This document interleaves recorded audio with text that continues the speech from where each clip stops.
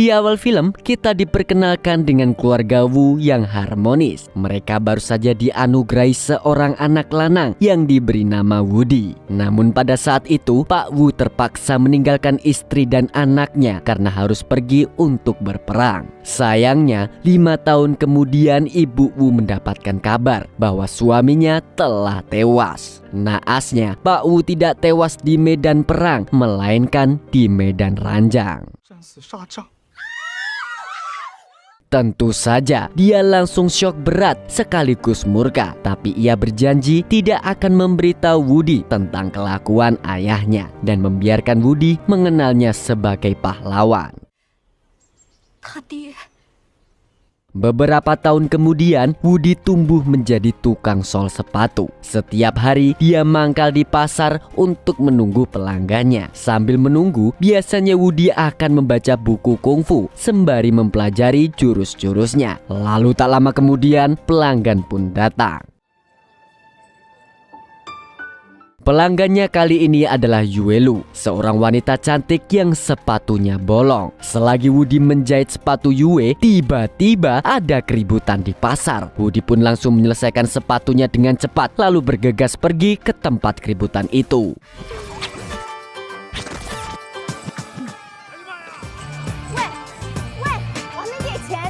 Tapi ternyata tidak ada yang ribut di sana. Kegaduhan tadi hanyalah gimmick dari klinik herbal yang sedang menjual obat sariawan.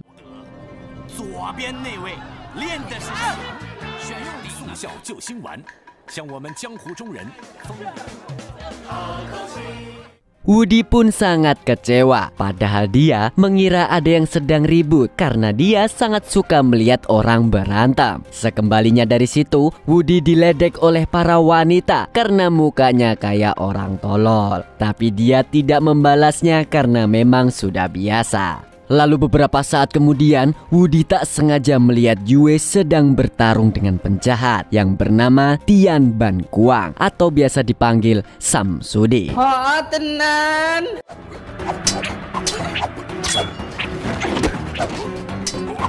Rupa-rupanya Yue adalah seorang pendekar yang ahli memainkan pedang. Grup silatmu mah gak ada apa-apanya ini. Namun di tengah pertarungan, kakinya terkilir dan kehilangan keseimbangan. Untungnya saat Samsudin hendak menebas wanita itu, Woody datang lalu melemparkan sepatunya. Samsudin pun langsung marah besar, tapi pemuda satu ini langsung pura-pura tidak tahu.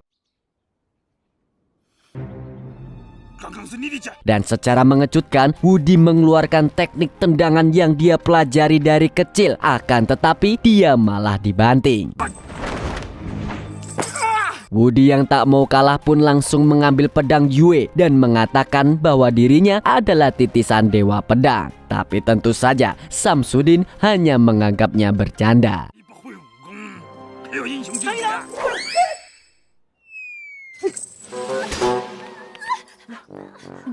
Sudah tidak tahan melihat tingkah tolol Woody, Samsudin pun memutuskan untuk membunuhnya. Namun tak disangka ada sebuah bola besi misterius yang melesat dan akhirnya Woody pun panik bukan main karena Samsudin tertusuk oleh pedang yang dia pegang. Padahal yang membuat penjahat itu terbunuh adalah bola besi yang entah berasal dari mana. Di sini Woody sangat takut dituduh sebagai pembunuh. Tapi ternyata Samsudin adalah buronan dan Woody akan diberi imbalan karena telah menangkapnya. Yue pun menyuruhnya untuk membawa mayat Samsudin ke balai kota untuk mencairkan hadiahnya. Setelah itu, Yue pamit pergi karena dia akan berkelana ke Gunung Tai. Ya ampun, nama gunungnya kok ya. Malam harinya, kita diperkenalkan dengan Raja Wong dan penasehatnya yang bernama Kasim. Di sini, sang raja baru saja diberitahu bahwa Samsudin telah terbunuh oleh orang tak dikenal. Namun sebenarnya yang membunuh Samsudin adalah pembunuh utusan Kasim, yaitu Yang Guo atau biasa dipanggil Samidi.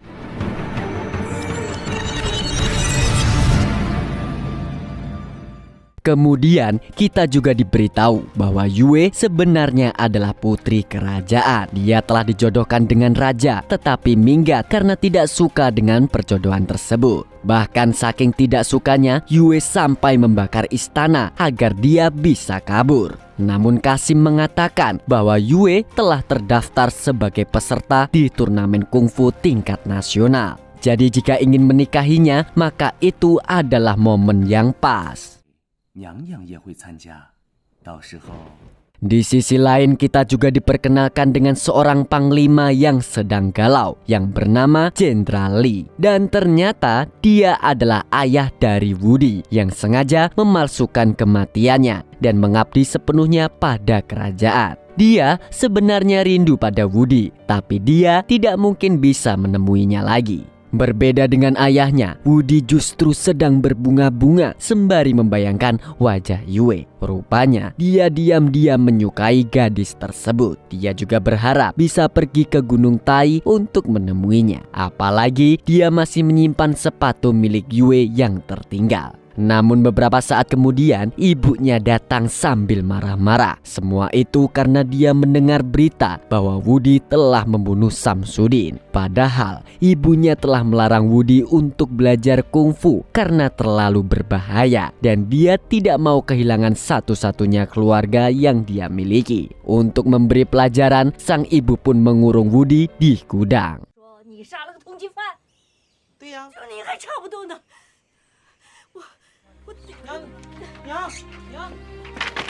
Tapi karena tekadnya kuat, Woody akhirnya memutuskan untuk kabur dari rumah, di mana dia akan berpetualang ke Gunung Tai untuk mengembalikan sepatu Yue. Tidak seperti yang dibayangkan orang-orang, ternyata berpetualang sendirian itu cukup menyenangkan. Untuk menuju Gunung Tai, Woody harus melalui jalur laut. Oleh karena itu, Woody pun pergi naik kapal laut. Tapi sebelum itu, dia tidak sengaja menabrak seorang kakek tua. Dan karena merasa bersalah, dia pun menggendongnya sampai ke atas kapal.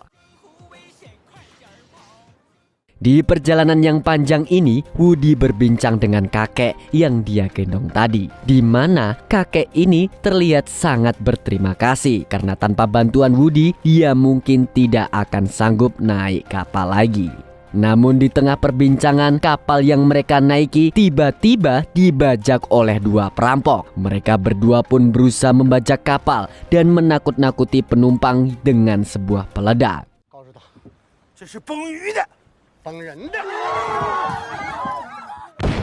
Karena takut dipalak, Woody pun langsung menyembunyikan barang berharga termasuk sepatu Yue. Sayangnya, para perampok itu tetap memalak Woody. Dan karena Woody menolak, akhirnya Huang dan Jing pun mengajak duel kungfu. Karena mereka tahu pemuda letoy seperti Woody akan mudah dikalahkan. Namun tak disangka-sangka, Woody mampu menampol mereka dengan kakinya.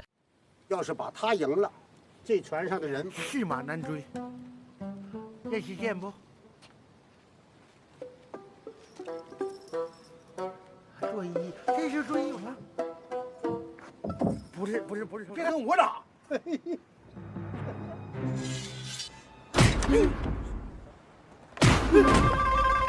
！Sontak Huang pun langsung ketakutan bukan main. Dia mengira Woody adalah master kungfu yang punya jurus tamparan ceker ayam. Akhirnya dia memaksa Jing untuk berduel dengan Woody. Dan pertarungan pun berlangsung dengan kocak.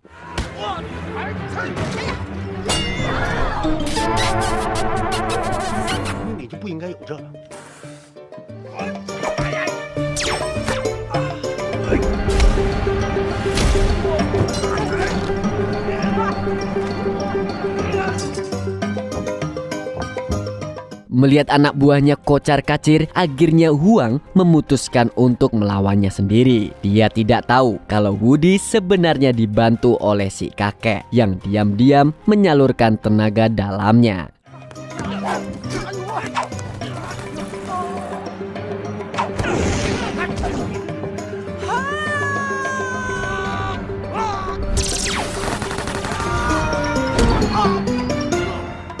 Berkat bantuan tenaga dalam si kakek, Wudi pun mampu membuat Huang ketar-ketir dan para perampok itu pada akhirnya memilih kabur dari kapal. with you. 英文听懂了。 Setelah mereka pergi, si kakek mendekati Wudi dan diam-diam menyalurkan tenaga dalam yang dia miliki. Dan selain itu, dia juga memberikan sebuah buku silat untuk dipelajari. Namun buku tersebut tidak memiliki gambar. Alhasil, Wudi yang tidak tertarik pun langsung membuangnya. Dia hanya ingin membaca buku yang ada gambarnya. Lalu tidak berselang lama, buku tersebut dipungut oleh seorang pendekar bernama Qian Wu. Dan tidak disangka-sangka itu adalah buku kungfu yang sangat langka dan diincar oleh banyak pendekar. Dengan kata lain, kakek tua tadi kemungkinan adalah seorang master kungfu legendaris. Setelah berlayar cukup lama, akhirnya Wudi sampai di daratan. Di sana, dia bertemu dengan wanita cantik yang kakinya pengkor. Sebut saja Ling Ling. Tapi ternyata dia hanya berpura-pura untuk mengelabui Wudi. Usut punya usut, dia adalah teman satu perguruan Samsudin yang mengira bahwa Wudi adalah bagian dari komplotan Samidi. Di tempat ini, Ling Ling dan adiknya berniat untuk meracuni Wudi untuk balas dendam. Beruntung, dia sudah kebal berkat kekuatan dari si kakek.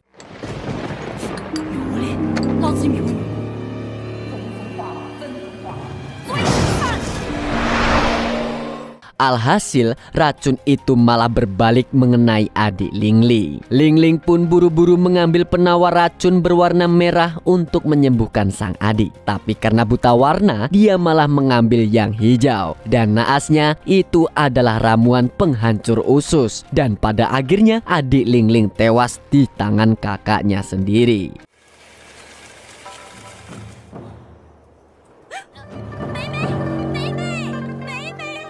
Melihat adiknya mati, Ling Ling pun menyalahkan Wudi. Dia kemudian mengejar pemuda itu dan melemparkan sebuah pisau. Akan tetapi inilah yang terjadi.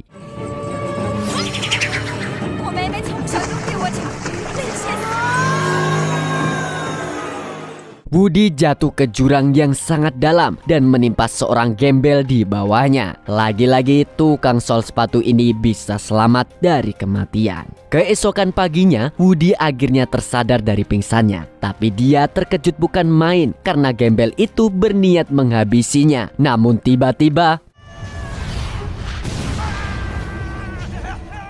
si gembel pun heran kenapa tenaga dalam Wudi sangat kuat. Wudi sendiri baru sadar kalau dia kini memiliki kekuatan tenaga dalam. Di sini si gembel langsung mengenali kalau kekuatan yang dimiliki Wudi berasal dari si kakek, di mana dia adalah musuh bebuyutannya.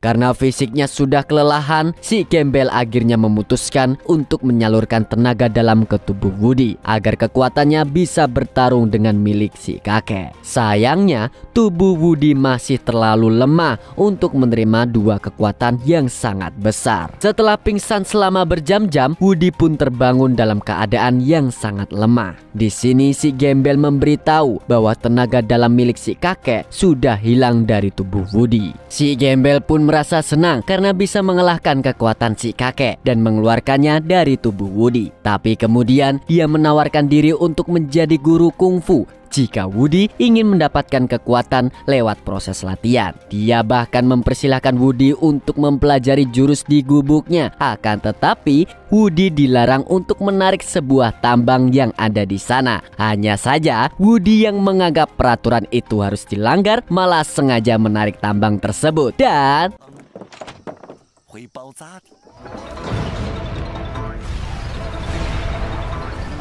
sontak si gembel pun langsung menendang Wudi jauh-jauh karena gubuknya hancur berantakan.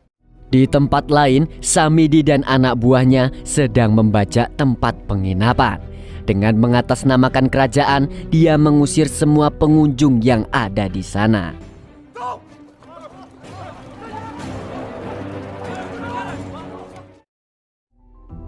Malam harinya, Yue juga datang ke penginapan tersebut lalu meminta kamar VIP. Sementara itu, manajer penginapan yang biasa dipanggil Madam diminta menyiapkan makanan oleh Samidi. Rupanya, Madam adalah temannya Ling Ling yang ingin balas dendam kepada Samidi atas kematian Samsudin. Malam itu, dia meracuni arak mereka dan para pembunuh itu pun tewas seketika.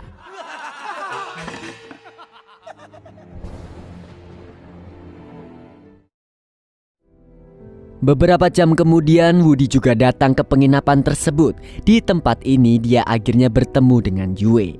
Dan tanpa banyak cincong, dia pun langsung mengembalikan sepatunya dengan mata yang berbinar-binar.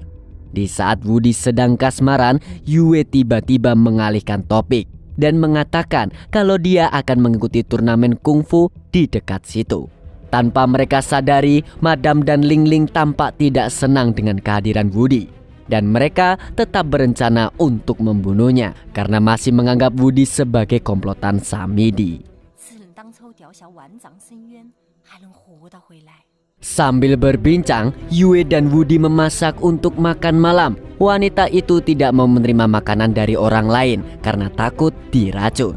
Namun yang tidak mereka duga, Madam dan Ling Ling telah menyebarkan gas beracun untuk membius mereka lewat udara. Tidak lama kemudian, Woody dan Yue lalu terbangun dalam keadaan diikat. Di sini Madam tidak membiarkan mereka mati dengan mudah. Dia ingin menyiksa keduanya dengan sebuah ramuan yang akan membuat mereka tewas secara perlahan dan menyakitkan.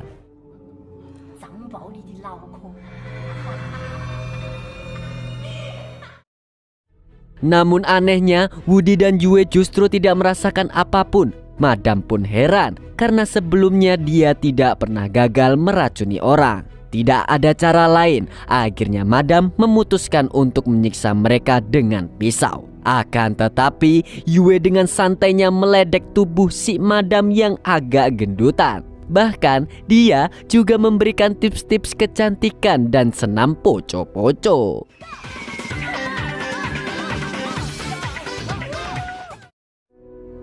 Ketika sadar sedang dipermainkan, Madam pun marah dan ingin menusuk Yue. Namun tiba-tiba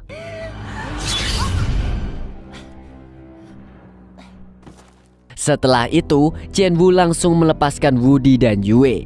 Rupanya Qianwu datang karena ingin berterima kasih pada Woody karena dia jadi menguasai banyak jurus kungfu berkat buku si kakek yang sempat dibuang Woody. Mendengar itu, Woody pun menyesal telah membuang buku tersebut karena dia juga ingin berlatih jurus dari buku itu.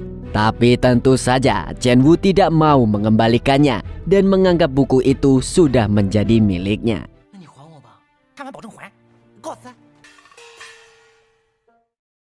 Di sisi lain, kita diperlihatkan dengan Samidi yang ternyata belum mati. Rupanya racun buatan Madam tidak manjur di tubuhnya. Singkat cerita, Yue memutuskan untuk pulang dan tidak jadi ikut turnamen. Dia merasa bahwa keputusannya salah, karena jika dia ikut, kemungkinan pihak kerajaan akan menangkapnya. Sebelum pergi, dia memberikan kartu pendaftaran kepada Woody agar pemuda itu bisa ikut serta. Yue juga berkata pada Woody bahwa dia akan pulang ke rumah dan meminta maaf pada keluarganya karena dulu pernah menolak perjodohan, sehingga keluarganya yang disalahkan.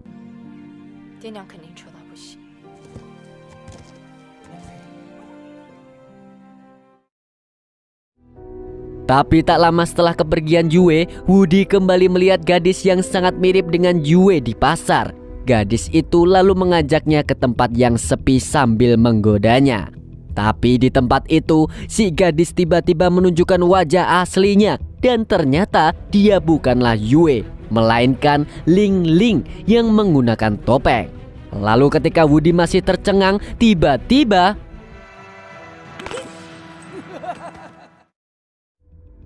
ternyata Samidi memaksa Ling Ling untuk memancing Woody dengan sebuah imbalan. Tapi jamet ini sama sekali tidak mau menepati janji dan malah memiting leher Ling Ling. Namun setelah itu, Wudi tiba-tiba terbangun kembali. Rupanya leher tukang sol ini terlalu lentur untuk dipatahkan. Samidi yang kesal pun akhirnya mengurung Wudi di penjara. Dan tak disangka-sangka di dalam penjara itu Wudi bertemu lagi dengan dua perampok yang tidak lain adalah Wang dan Jing. Karena takut diajar lagi, dua perampok ini pun memperlakukan Wudi seperti raja.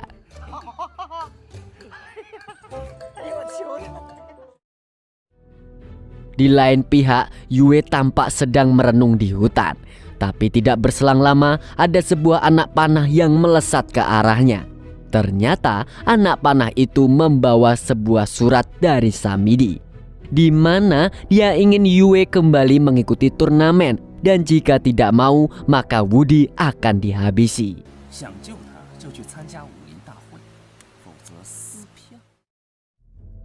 Di tempat lain, Raja Wong mendapatkan saran dari Kasim untuk datang ke turnamen. Jika sang raja berhasil membuat Yue terpesona, gadis itu pun pasti mau menikahinya. Di sini Kasim memberitahu kalau dia telah mengutus Samidi untuk membawa Yue ke turnamen. Namun setelahnya, Kasim dibuat kesal oleh Jenderal Li yang tiba-tiba ingin keluar dari istana. Di sini terungkap bahwa ayah Wudi sebenarnya bukan seorang jenderal. Sekitar 20 tahun yang lalu, dia diperintahkan untuk menggantikan Jenderal Li yang meninggal saat bermain dengan para wanita di medan ranjang. Dia pun terpaksa meninggalkan Wudi dan ibunya untuk melaksanakan perintah Kasim. Sejak saat itu, identitasnya pun berubah menjadi Jenderal Li. Dia juga rela nama baiknya tercoreng di mata sang istri. Dan kini saat dia hendak pensiun dari kerajaan, Kasim malah memberitahu bahwa Wudi tengah disandra oleh Samidi. Alhasil dia pun tidak bisa melakukan apa-apa.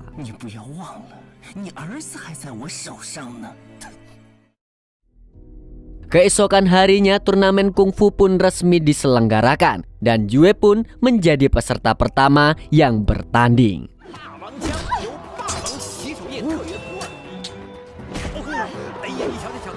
Di pertandingan ini, Samidi membantu Yue agar bisa menang, dan tentu saja dia melakukan itu atas perintah Kasim.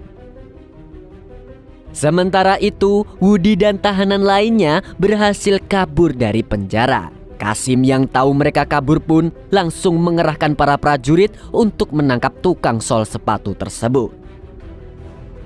Kembali lagi ke arena kungfu. Kali ini Yue berhadapan dengan pendekar yang jauh lebih kuat. Uniknya, pria itu menggunakan jarum dan benang jahit sebagai senjatanya.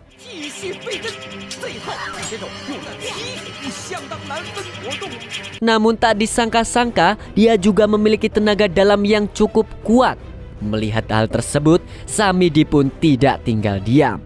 Dia mengerahkan semua kekuatannya untuk membantu Yue dan menumbangkan si pendekar.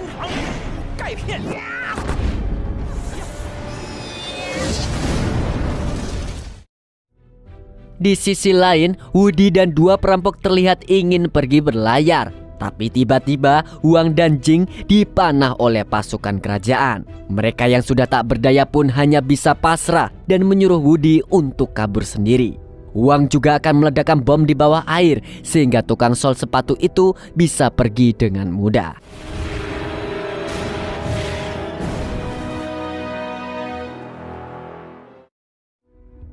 Sementara itu, Yue berhasil masuk final melawan Samidi. Tapi di sini Samidi diperintahkan untuk menyerah agar Yue menjadi juaranya. Semua ini telah diatur oleh Kasim agar Yue bisa mendapatkan hadiah cincin dari sang raja. Di sini Yue bingung harus bersikap bagaimana karena dia dulu pernah menolak perjodohan dengan sang raja. Namun saat berjalan mendekati singgasana, Yue tiba-tiba dirasuki jin oleh Samidi. Dan seketika gadis itu menggila dan langsung menyerang Raja Wong.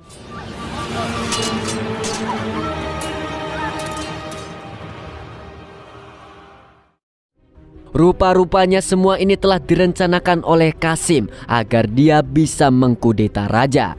Kemudian Qasim mendekati raja dan hendak meracuninya. Namun Jenderal Li datang untuk menghentikan itu. Sayangnya Qasim memiliki ilmu kungfu yang sangat overpower, sehingga Jenderal Li pun harus tewas di tangannya. Bahkan dia belum sempat melihat Wudi, anaknya yang kini sudah tumbuh dewasa. Lalu ketika Qasim hendak menghabisi Yue, tiba-tiba Wudi muncul dengan gagahnya untuk menolong gadis tersebut. Akan tetapi dia malah ditendang sampai mental ke pedesaan.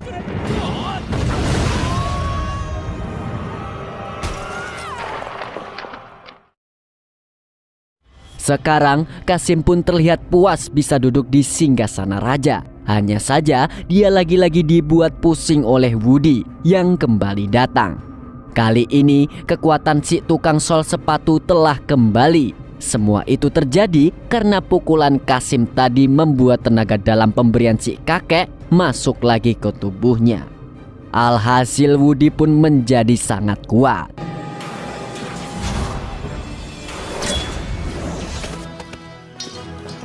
Melihat kekuatan Wudi yang begitu overpower, Qasim dan ratusan pasukan pun main keroyokan kayak grup silat itu.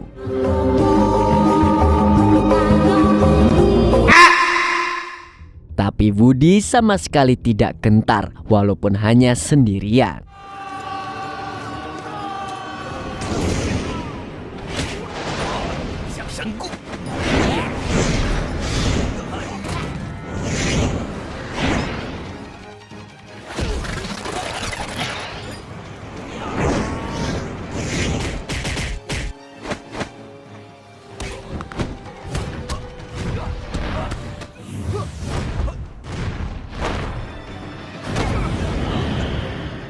Karena asam uratnya kambuh, Qasim pun memutuskan untuk mengeluarkan jurus terakhirnya, yaitu jurus 1000 tombak.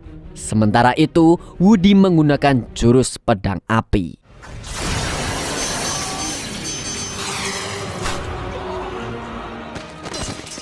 Meskipun hanya bertarung dengan satu pedang, Wudi mampu mengalahkan Qasim dengan sangat mudah.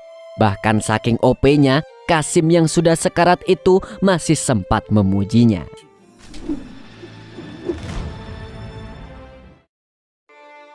Setelah semua huru-hara itu, Raja Wong kembali tersadar dari pingsannya. Dia lantas berterima kasih pada Wudi yang sudah menyelamatkannya dari kudeta.